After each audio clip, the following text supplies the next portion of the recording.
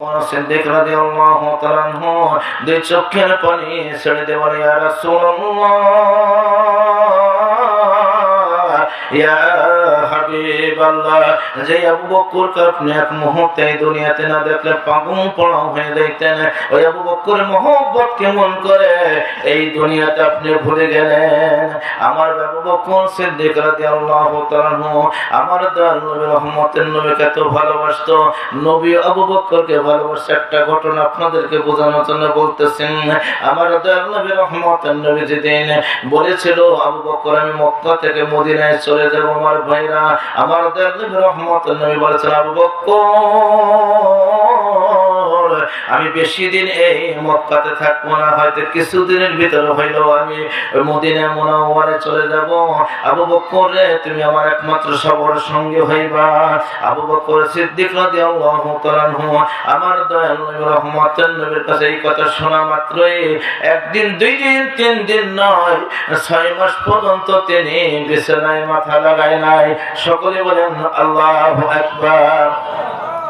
আট্রসি দরবারে যা খাওয়ার ঘুমাও, এত সহজ না মহব্বত, এত মহব্বত সহজ না। একদিন, দুই দিন, তিন দিন না, 6 মাস পর্যন্ত কি করছে? বিছানায় মাথা লাগায় নাই। এটার নাম আবদ। বিশ্ব শান্তির মহাসাগর খাজাই নাই পরিকেবলা যান দরবার শরীফে হুকুম করলো কিছু জাকিরদেরকে যে, বাবা তোমরা আমার একটা পুষ্কুনি আছে, এই পুষ্কুনির কুচুড়ি গুনে তোমরা উপরে উঠাও। তার ভিতরে আমার মহান মসজিদ বিশ্বরী খাজা ফরিদপুরি কেবলা ছিলেন। আল্লাহু আকবার। আমার ভাইরা, বিশ্ব শান্তির মহাসাগর খাজাইনে পরিকেবলা যান আমার দাদু হুজুর বলে, বাবা আমার ওই পুষ্কুনি কচুরি আছে, কচুরি তোমরা পরিষ্কার করতে থাকো। শীতের দিন আমার ভাইরা, অনেক জাকির ভাইরা পুষ্করিতে কচুরি পরিষ্কার করতে শুরু করে দিল। পর্যায়ক্রমে একে একে সমস্ত জাকির ভাইরা তারা ওই পুষ্করি থেকে চলে আসলো, কিন্তু একজন ব্যক্তি তিনি পুষ্করি থেকে আসতেছে না। তিনি হলো বিশ্বরী খাজা ফরিদপুরি কেবলা যান। আমার মহান মসজিদে কেবলা যান সন্ধ্যা হয়ে গেল, সারা রাত্র চলে যাইতেছে। আমার মহান মসজিদ কেবলা যান থরথর করে কাঁপতেছে, জ্ঞান হারিয়ে ফেলতেছে। তারপর তিনি ওই পুষ্করির কচুরি পরিষ্কার করেছিল। আমার ভাইরা, ফজর নামাজের পর বিশ্ব শান্তির মহাসাধক আমাদের দাদু হুজুর বলল, বাবা তোমাদের প্রত্যেকের জাকিরদেরকে আমি দেখতেছি, কিন্তু একজন ব্যক্তি আমার কাছে হাজির নয়। তিনি হলো ফরিদপুরের মাওলানা সাহেব। তিনি কোথায় আছে? একজন জাকির ভাই বলল, বাবা গতকাল সে কুফুসুরির বিল পরিষ্কার করার জন্য পুষ্করিতে গিয়েছে, এখন পর্যন্ত সে আসছে কিনা জানি না। বিশ্ব শান্তির মহাসাধক খাজাইনে পরিকেবলা যান আল্লাহর ওলির রূহানি চক্ষু দ্বারা সব দেখতে পারে, কথা ঠিক কিনা? বিশ্ব শান্তির মহাসাগর খাজাইনে পরিকেবলা যান বলল, বাবা তাড়াতাড়ি পুষ্করিতে যাইয়ে দেখো আমার ফরিদপুরের মাওলানা সাহেবের কি অবস্থা। আমার বেড়ে কিছু সংখ্যক জাকির ভাইরা দৌড়িয়ে যখন পুষ্করির কিনারে চলে গেল, তারা তাকাইয়ে দেখে আমার মহান মসজিদ বিশ্বরী খাজা ফরিদপুরি কেবলা যান থরথর করে কাঁপতেছে। আমার বেড়ে ওই জাকির বেড়ে তাকে ধরে নিয়ে আসলো। আমার বেড়ে বিশ্ব শান্তির মহাসাগর খাজাইনে পরিকেবলা যান প্রশ্ন করলো, বাবা তুমি গতকাল কচুরি পরিষ্কার করার জন্য পুকুরে গেছে, কিন্তু আসো নাই কেন? সমস্ত জাকির আসলো, বাবা তুমি কেন আসো নাই? আমার মহান মুর্শিদ বলতেছে, বাবা আপনি আমাকে কচুরি পরিষ্কার করার অনুমতি দিয়েছেন, কিন্তু আমাকে আসার অনুমতি দেন নাই। সকলে বলেন আল্লাহু আকবার। ওরে মুর্শিদ নাম যার অন্তরে ভরা, ওরে তার ভরা কি যাই রে মারা। মুর্শিদ নাম যার অন্তরে ভরা, ওরে তার ভরা কি যাই রে মরা। আমি ভেবে দেখি জলপুটু বাড়ি, মুর্শিদ আমার সামনে খাড়া রে। আমি যখন পড়ি ঘোর বিপদে,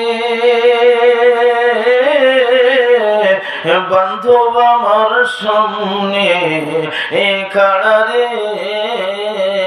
ও সে তো পার করে না আধুনিক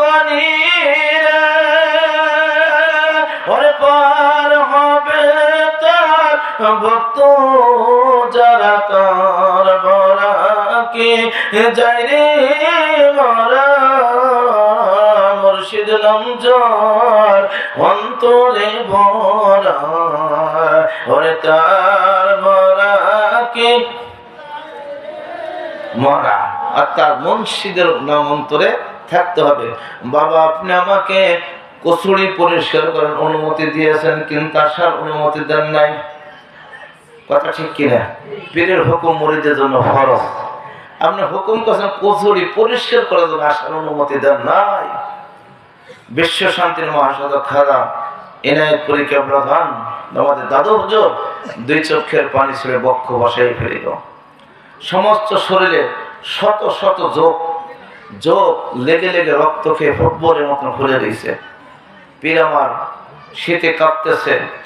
আমার ভাইরা বিশ্ব শান্তির মহাসাধক খাজা এনায়েতপুরী কেবলা খান দুই চোখের পানি ছেড়ে দিয়ে বলো বাবা আমি আল্লাহকে সাক্ষী রেখে বলতেছি এই দুনিয়ার জমিনে তোমার সর্বশরীর যোগ যেভাবে লেগে রয়েছে, এই দুনিয়ার জমিনে লক্ষ লক্ষ পাপী তাপী আল্লাহর বান্দা এই দুনিয়ার জমিনে তোমার সোহবত অর্জন করার জন্য তোমার দরবারে লেগে থাকবে, কথা ঠিক কিনা? আটশি দরবার বদনাম করে না এমন কোন দরবার কমই আছে, কথা ঠিক কিনা? কারণ যত বদনাম আটশি ছন্দ পড়া ইসে, কিন্তু যারা কি করে আমার পীরের দরবার ওয়া যায় কিন্তু হেরা কি করে মুরিদের টাকা নিয়ে পকেট বোঝাই করে, মুরিদরা একক তো খাওয়ায় না। আর আমার পীরের দরবারে এখন আটশির দরবারের আওতাধীন হাজার হাজার মানুষ তারা খানা খাইতেছে, বাড়িতে খানা পাকায় না। এটা না বিশ্ব খারাপ হরিপুরি কেবলা মুরিদের টাকা দিয়ে পকেট গরম করো, মুরিদের একক তো খাও না আর আমাকে বদনাম করো, এত সহজ না। আমার ভাইরা বিশ্ব শান্তির মহাসাধক খাজা এনায়েতপুরী কেবলা খান বলছে বাবা এই দুনিয়ার জমিনে তোমার শরীরে যোগ লেগে রয়েছে, এই দুনিয়ার জমিনে লক্ষ লক্ষ আশিক পাগল তোমার কদমে সোহবত অর্জন করার জন্য তোমার দরবারে লেগে থাকবে। এই দরবারে ভাবমূর্তি নষ্ট করার জন্য মানুষ লক্ষ লক্ষ চেষ্টা করতেছে, কিন্তু আল্লাহ রাব্বুল আলামিন প্রদত্ত দরবার বিশ্বজাতের মঞ্জিল পাক দরবার শরীফ, এই দরবার শরীফ আছে এবং কিয়ামত পর্যন্ত থাকবে, কথা ঠিক কিনা? দেখেন ভাইরা আবু বকর সিদ্দিক রাদিয়াল্লাহু তাআলা আমার রাসূলকে কেমন মহব্বত করছে, একদিন দুই দিন তিন দিন নয় 6 মাস পর্যন্ত বিছানায় মাথা লাগায় না। এমন সময় আমার দয়াল নবী রহমতের নবী দিন তিনি মক্কা থেকে মদিনায় চলে যায়। আমার ভাইরা আমার মহান মুর্শিদ কেবলা গান তারা এই দুনিয়ার জমিনে তার মাসুককে যেমন ভালোবাসছে, আমার ভাইরা এই দুনিয়ার জমিনে এই ভালোবাসার শিক্ষা হলো রাসূল ও সাহাবী থেকে, কথা ঠিক কিনা? আবু বকর সিদ্দিক রাদিয়াল্লাহু তাআলা আনহুর দরবারে গিয়ে যখন একটা টোকা দিল সঙ্গে সঙ্গে আমার দয়াল নবী রহমতুল্লাহ নবী বলে আবু বকর আমার ভাইরা সঙ্গে সঙ্গে আবু বকর বলে লাব্বাইক ইয়া রাসূলুল্লাহ, লাব্বাইক ইয়া রাসূলুল্লাহ, ইয়া রাসূলুল্লাহ, ইয়া হাবিবাল্লাহ আপনার গোলাম আবু বকর আপনার খেদমতে হাজির আছে। আমার দয়াল নবী রহমতের নবী আমার বলতেছে আবু বকর তুমি কি বিছানায় ঘুমাও নাই? আবু বকর সিদ্দিক রাদিয়াল্লাহু তাআলা আনহু বলল ইয়া রাসূলুল্লাহ, ইয়া হাবিবাল্লাহ যেদিন আপনি বলেছেন আপনি মক্কা থেকে মদিনায় চলে যাবেন, ইয়া রাসূলুল্লাহ, ইয়া হাবিবাল্লাহ ওই দিন থেকে আমি একদিনের বিছানায় মাথা লাগাই নাই। সকলে বলেন সুবহানাল্লাহ। ইয়া রাসূলুল্লাহ, ইয়া হাবিবাল্লাহ এই জন্য আমি বিছানায় মাথা লাগাই নাই। আপনি রহমতের নবী আমার একটা ছাড়া দুইটা যা বুঝে আপনাকে দেন আমার বিয়া থেকে হয়ে যাবে। কাল কিয়ামতের ময়দানে আমার আল্লাহ যদি আমাকে প্রশ্ন করে আমার বন্ধু রহমাতুল লিল আলামিন তোমাকে ইসলামের খেদমতে একটা ছাড়া দুইটা ডাক কেন দিয়েছে? আটশি দরবারে যাও মওলানার ওয়াজ করে আমরা ঘুমিয়ে থাকি, এইগুলো আমাদের কাজ। এইটা রাসূলের শিক্ষা না, হাসেন না। মসজিদে ফজর ইমাম সাহেব আযান দেয়, এলাকার শত শত মানুষ তারা ঘুমিয়ে থাকে। ইমাম সাহেব ভাগ্য বলেন দুইজন মুসল্লি পায়, ইমাম সাহেবের সাথে আমি অনেক সময় বলে আমি যখন ইমামতি করছি একজন ব্যক্তির ভাই আপনার বাসার কাছে আপনি নামাজ পড়তে আসেন না কেন? হুজুর আপনার কাম আপনি করেন, এত কত দরকার কি? আপনার কাম আপনি করেন আর কি আমাদের কাম আমরা করি। আমার ভাইরা আবু বকর সিদ্দিক রাদিয়াল্লাহু তাআলা বলতেছেন, ইয়া রাসূলুল্লাহ, ইয়া হাবিবাল্লাহ, আপনি যদি একটা সূরা দুইটা টাকা আমাকে দেন, এটা আমার জন্য বেয়াদবি হয়ে যাইবে।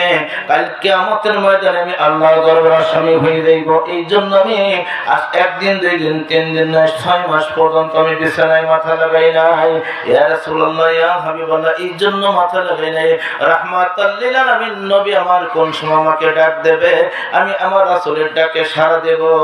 আমার বেলা আমার দয়াল নবী রহমাতুল নবী আমাদের চোখের পানি ছেড়ে দিয়ে বলল, আবু করে আল্লাহ রাব্বুল আলামিন তোমার প্রতি রাজি এবং খুশি হয়েছে। সুবহানাল্লাহু আকবার। আমার বের রহমাতুল লিল আলামিন নবী আমার বলেছেন, तमाम দুনিয়ার মানুষের নেক যদি এক পালে ওজন করা হয়, আর আমার আবু বকরের নেক যদি এক পালে ওজন করা হয়, আবু বকরের নেকের পাল্লা ভারী হয়ে যাইবে।